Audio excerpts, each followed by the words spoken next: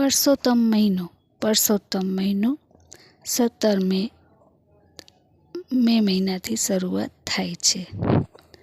પરસોત્તમ મહિનાના મહાત્મય, તેનું વ્રત, તેના ફળ વિશે આજે આપણે સંપૂર્ણ માહિતી મેળવશું.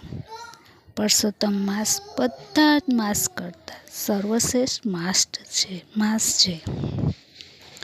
પરસોત્તમ માસમાં તીર્થ, વ્રત, દાન કરનાર અઢળક ધન મેળવીને મુક્તિ પામે છે. પરસોત્તમ મહિનામાં તપ, ધ્યાન, જાત્રા કરવાનો અધિક મહિમા છે.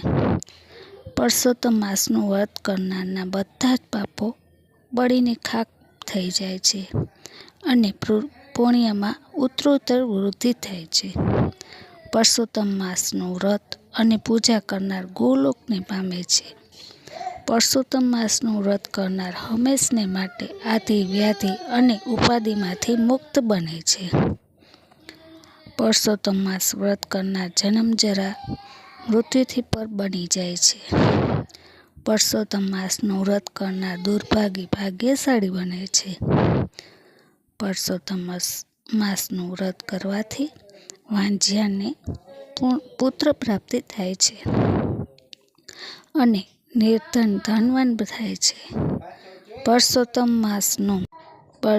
માસનું શ્રદ્ધાથી વ્રત કરનાર તમામ પાપો ધોવાઈ જાય છે અને મોક્ષને પ્રાપ્ત કરે છે, તેમજ સ્વર્ગમાં તેમને સ્થાન મળે છે. પરસોત્તમ માસ સુખ, દુઃખ, હર્ષ, શોક, રોગ, દ્વેષથી પર બની જાય છે અને પ્રભુને પામવાનો શ્રી કૃષ્ણ શંકર ભગવાનને મહિમા વધારવાનો આ માસ છે.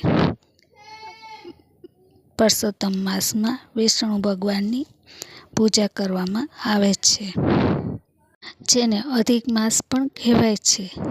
પરસોત્તમ માસનું બીજું નામ છે મળ માસ. મળ માસ એટલે આ કળિયુગમાં તેજોમય ભગવાન પરસોત્તમને પામવાનો આ ઉત્તમ મહિમા છે. મોહમાયાના અંધકારમાં ડૂબેલા એવા માણસોને જ્ઞાન સન્માર્ગે વાળનાર વિષ્ણુ ભગવાન અધિક માસ છે. સ્નાન, ધ્યાન, દાન અને ઉપવાસ પ્રગટ થતી ધર્મ, કર્મ, અર્થ અને મોક્ષરૂપી પરસોત્તમ માસની કથા અને મહાત્મય માનનીય છે. અધિક માસને મળ માસ કહેવામાં આવે છે. જીવન જીવવામાં યોગ્ય અને અયોગ્ય વ્યવહાર રૂપ મળ દૂર કરવા, પ્રભુ સ્મરણ કરવા, સમય કાઢી જીવનનો મળ દૂર કરવાનો આ માસ છે. અસત્ય એ વાણીનો મળ છે. પ્રપંચ એ ચિત્તનો મળ છે. નિંદા એ મનનો મળ છે. વિકાર એ અંતઃકરણનો મળ છે.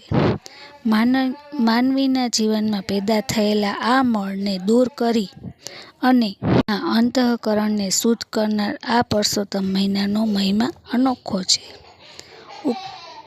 જે મનુષ્ય શ્રદ્ધા ભક્તિથી આ માસને પૂજે છે, વ્રત, જપ, ઉપવાસ કરે છે, તેના દુઃખ દરિદ્ર નાશ પામે છે અને તેના તમામ પાપો બળીને ભસ્મ થઈ જાય છે અને તે પ્રભુ શ્રી પરસોત્તમના સાનિધ્યમાં સ્થાન પામે છે. જય પરસોત્તમ ભગવાન.